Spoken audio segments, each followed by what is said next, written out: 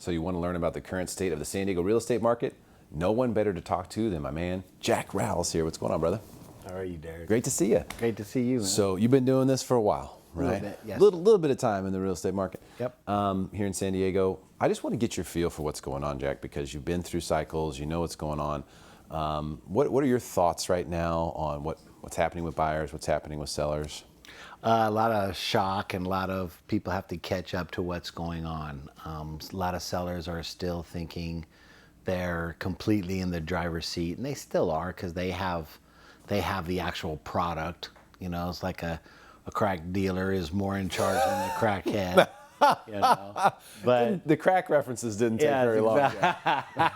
It's just started. Just right out the gates. Let's talk about crack. All right. But they don't have as much leverage as they used to, just even a few months ago. Sellers. Yeah, exactly. Interest rates have went up, from what I hear. Isn't that true? True. Since the beginning of the year. Yeah. And inventory has, like, since April, it's more than doubled. And so buyers have a lot more options, have a lot more sway. And I feel like also a lot of the very aggressive ones are already in. True.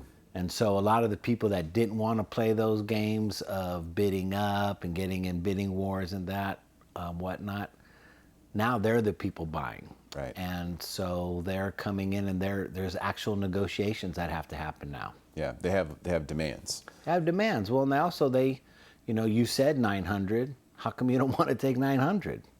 Or even like, hey, I'll offer you 875. You know, things that are just shocking everybody. Oh my goodness, what? And that's the only offer we have so far. So you have to consider it. Absolutely. You have to present it. Yep. You can't just go, hey guys, I'm just going to save you the time. Don't even submit that. Like, Yeah. you don't say that anymore. Oh no, I'm tap dancing now. You performing? Oh, I'm very cordial. There's, reverse offers. Have you heard of this? So people who come, to like open houses or who view properties, sellers actually and listing agents following back up with those people, hey, to get feedback, to try to churn up some offers. Like, hey, we're open to taking offers. Let us know what you think. Any of that stuff going on in your I absolutely, I do that. I do that in every market anyway, just because I like to, I guess I'm greedy and I don't want to leave anybody. I want to get the most from my seller as possible. And so I always follow up and, hey, do you, if you don't want it, do you know anybody who does? Just so I can get my people the best situation possible.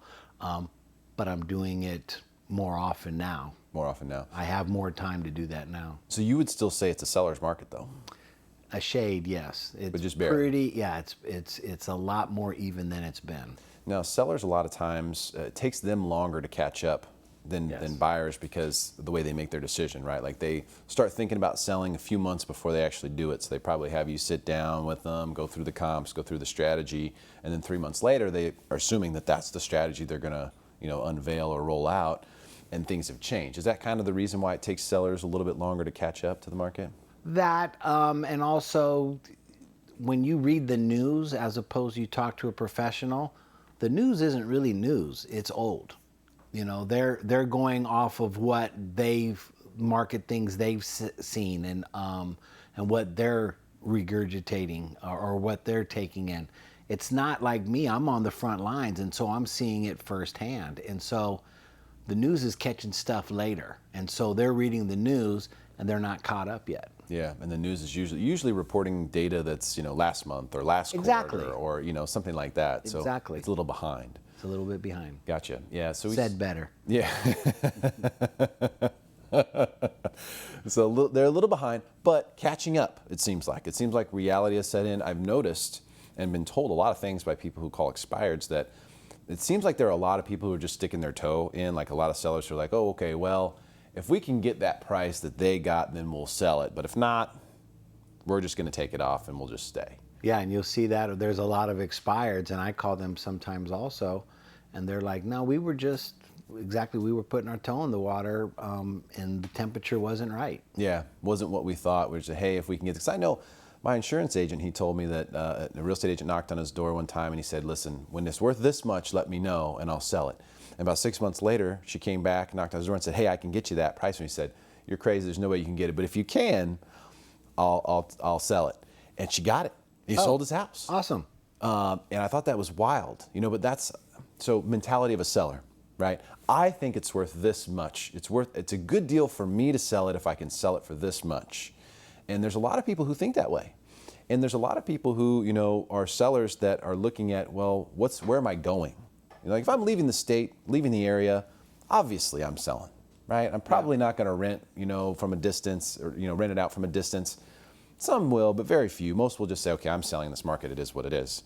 But for people who have choices, people who are moving up, moving down, considering going from, let's say, Fallbrook to Temecula or, something like that, they can easily just say, you know what, we'll just stay here. They're not that motivated. Exactly, and that's in that scenario, if you can get me this price, that's happened to me too, and they say, hey, it's time for that price. Oh, my price is adjusted. Yeah. Now can you get me this? And so sometimes people, they really don't want to sell. They don't really want to sell in that kind of situation. And if it's just price you're after, then maybe this market isn't the best thing for you because it's usually something else. You want to be near your grandkids. Do you got another family member coming in? You got another family member leaving? Whatever, some sort of adjustment, because otherwise it's just money. And not to be snarky about money, but well, you still got to live somewhere. Exactly, you still got to live somewhere, and if you're in a good spot, stay. Yeah, I mean, unless there's something you want to change, downsize, want to move closer to the beach, want to go from this area to that area. Yeah, some sort of pull. Yeah, a motivation. Exactly. If it's because you're right. If motivation is just price for those sellers, they maybe they put on the market, but they weren't really in the market. Yeah, they were just on the market. And then they've kind of gone away. And I think that's why we've seen the inventory recess a little bit here recently. Yeah. Just starting to come in a little bit. And of course, seasonally, it's time for inventory to really take a dive. You just look at year over year for the past 4 years. It's kind of right around now. It starts to really take a dive into the end of the year. School's about to start, and so people are already, the aggressive people are in. Yeah, and the transitions are already either happening or not happening, and so people are making those adjustments and settling in. So I think, for me, what I see, because personally, I'm a buyer. I'm always looking. I see like this as being a good thing. The market softening, to me, it's like great. Absolutely. And I represent buyers, obviously, exclusively as a lender. So it's good for my people. Like everyone who was getting beat up, everyone who got discouraged, I see this as like, hey, this is your chance. This is what you really were hoping for a year ago. Yeah, the rates have gone up. There's no doubt about it. But you can factor that into your game plan, Absolutely. Now you got a chance. Now you're not going to be fighting 20 people. You might, like you said earlier, you might be the only offer in.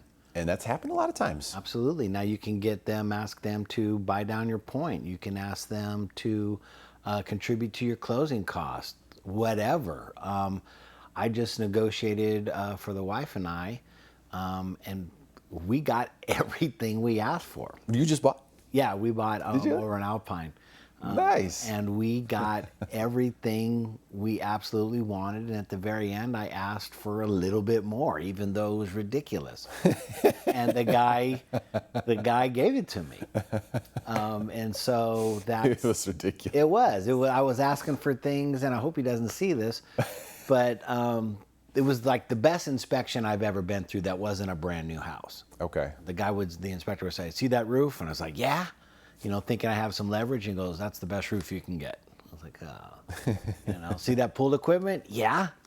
It's brand new. I was like, you're killing me, dude. And so the things I asked for were petty to say the least. Yeah, but you got them. I got them. I just had a VA buyer who got $10,000 in closing costs, all termite repairs done and paid for by the seller. Had some appraisal repairs that needed to be made as well, all paid for by the seller. And the seller never really balked. It was kind of like, hey, we need this. And they're like, okay. Yeah, no, that was a seller that was committed up to the market too, and understood where he was. They were committed. They're like, this is our buyer. We're doing this. We don't want to go back on the market. And that's the thing. When the market softens, part of what's good about being a buyer, or the leverage in being a buyer, is that sellers don't want to go back on the market. When the market was hot, it was like, hey, if you start asking for crazy stuff, we had 2 backup offers. I had 30, people offering and asking about this house. I'll just go back over here to this pool and you can just get on your way. Yeah. In this market, sellers don't want to go back on. And, Yeah. and listing agents don't want to go back on. Never want to go back on. You really don't ever want to, but you really don't want to when the market's softening, because who knows what the next offer might be, right? It's you start going dark. So it's like that's additional leverage for buyers. So for me, I like this market. I really like this market. The idea that you can go out, Jack, get pre-approved for a home, go out, find one this weekend, write an offer, get talked to about it, get a response. Yeah. You know, be taken seriously, and potentially be in escrow by Monday. I think that's how the market should be. I mean, if you're a buyer, that's how you want the market to be. You don't want to have to get into a cat fight. No, I mean, and what other product out there, what other industry would they say, hey, I want $5, and you say, here's $5, and they go, no, I mean 6. Like what? I mean, the most insulting thing ever, and that's what we were doing.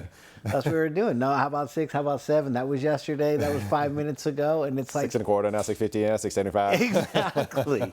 There's no other situation like that I've been involved with, unless you do go to an actual auction. Right, exactly. No, and that's not how real estate really should be. In my opinion, this is the way it should be. Yeah. Buyers have some, like, they can't be crazy, but they have some pull. It's a little bit more fair. Yeah. There's a few more homes to see and choose from. Sellers can't just be nuts. I'm like, to me, I see that as a good thing. It gets to the fun part of real estate, and that's negotiating. That's right. Let's do some bartering. Let's do something. Let's do it. Yeah. Jack, Rowell, appreciate your time, brother. Thank you, Derrick. Hey, let's share this video with your friends. Help make them smarter than everyone else. We'll see you soon.